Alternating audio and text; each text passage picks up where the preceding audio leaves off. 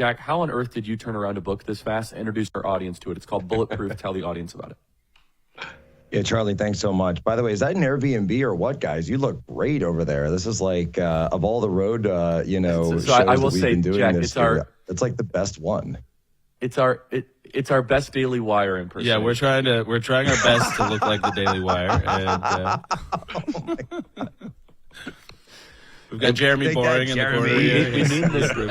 We mean this as positively as possible. We love the Daily Wire. It's just we said, since we're in the South, how can we look as if we're hosting the Michael Moore We're in show? Georgia, but we want it to feel like Tennessee.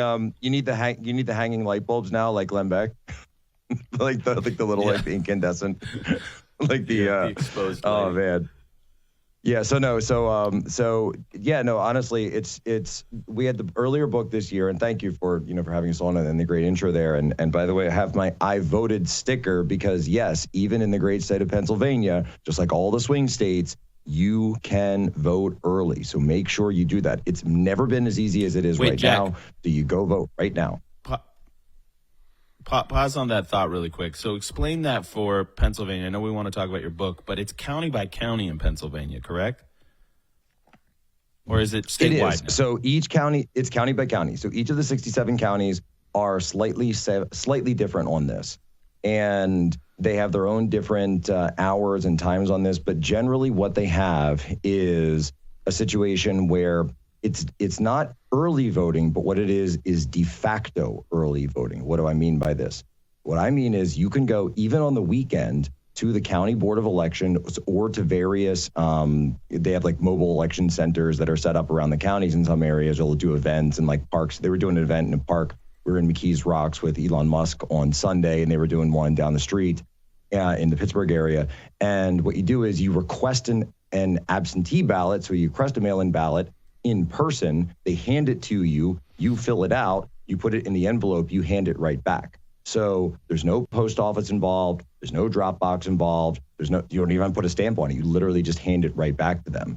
And so you can do this in person. My mom actually is the one who told me about all this. So in Pennsylvania, which is different from a lot of the Sun Belt states in this, is that we don't have any history of early voting. We don't have a history of just doing that. It's not been something that's been part of our culture for voting in Pennsylvania. So a lot of people don't even realize that this option exists, because I get people all the time. They say, I don't want to do the mail. I don't trust it. I don't like it.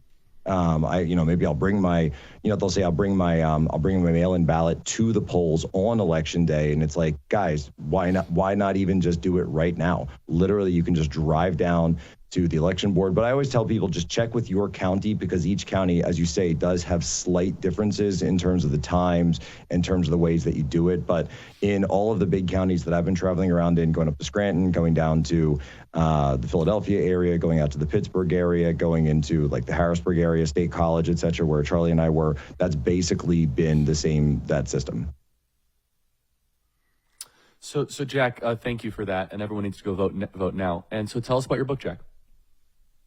Look, getting this out so quickly because we had the early one with the anti-communism book, and we talked about essentially, we put out this thesis that America is in an irregular communist revolution. It was very successful. We were very blessed to have a good run on that. And people said, yeah, it does look like we're in a communist irregular revolution. It was called Unhumans, and we went through the history of that. And then as that book was coming out, two things happened. Number one, Steve Bannon, who wrote the foreword to that book, was sent to jail as a political prisoner. And then number two, just about 2 weeks after that book came out, Donald Trump was shot in Butler, Pennsylvania. And as we were in the course of basically doing the press for the previous book, my co-author Joshua, who's here, he came to me and said, Jack, we need to write a book about this. And I said, there's no way we can possibly get it out in time. We'll never be able to do it. And he said, we can do it.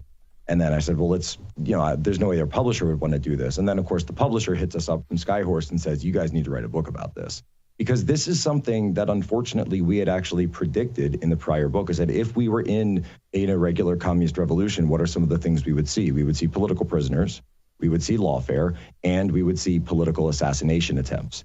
And then all three of those things happened within 2 weeks of the book coming out. And so we put it together, and just a huge labor of love, a lot of late nights, a lot of deep research as much as possible. And then as we're putting the final touches on it, they try it again. And this was September 15th, when, of course, our manuscript had actually been due on September 12th. So I got to make that fun phone call and use that great Hollywood phrase, stop the presses.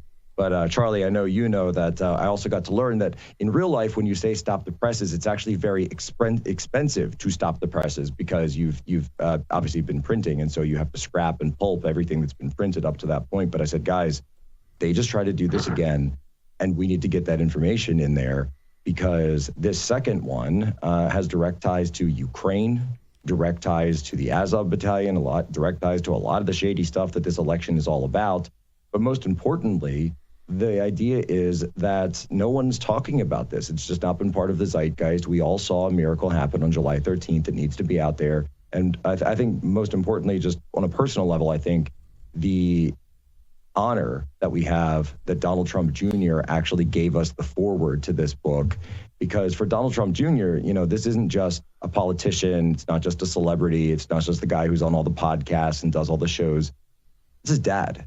That's his father. That is the grandfather of his kids. And so it was just very special that he was able to do that for us. And that's just the kind of people the Trumps are, that if you ask them for help with something, they will come in and help you as much as they can. And it was just an incredible experience. And yeah, we've got the book out and it comes out today. And we've even got, in fact, more information than is in the public record, because I said, I don't want to just run around and pull a bunch of the articles together. I need to produce something new. So we even have new information in this that has not yet been revealed.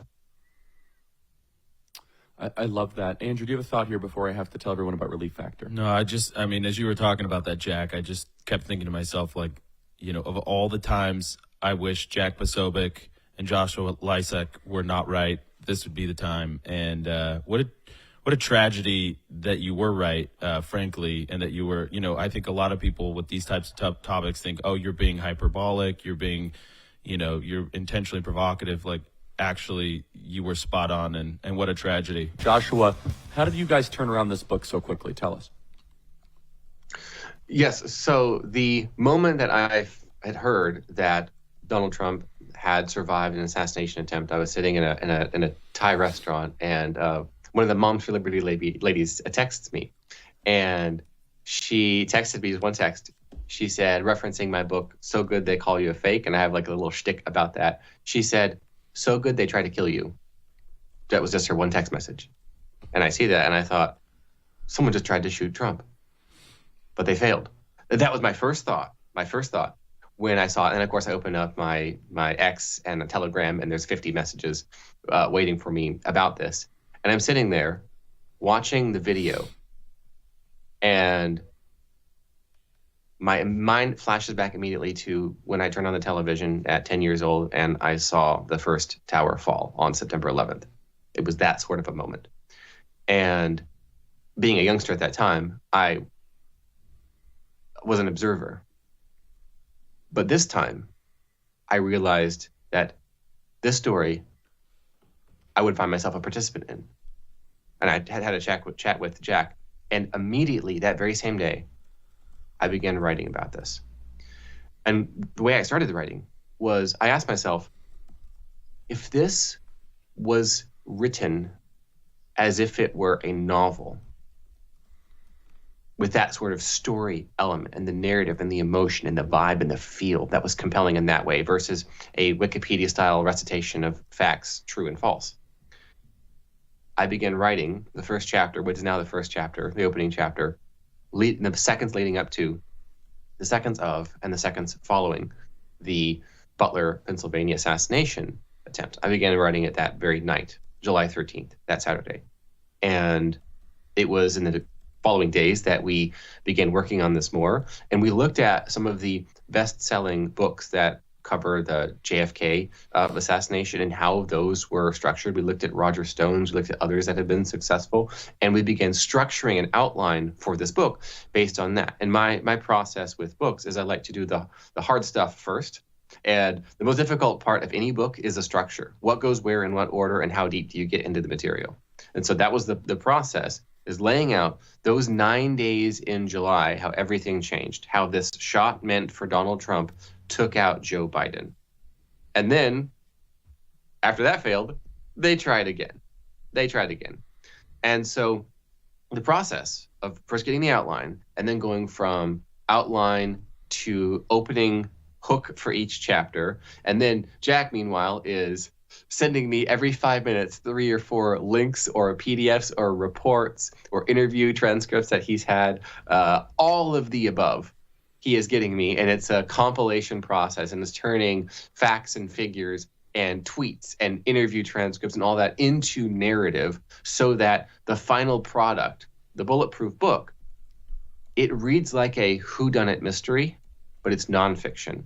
And furthermore, what Jack spearheaded was this private investigation into the life and times of the Butler shooter Thomas Matthew Crooks, and did his deep dive digging into Ryan Wesley Routh and his background. He broke some stories related to both of those through his show and through his reporting. And we have even more material on both of that is exclusive reporting, and it's inside of the private investigative report that appears inside the Bulletproof book.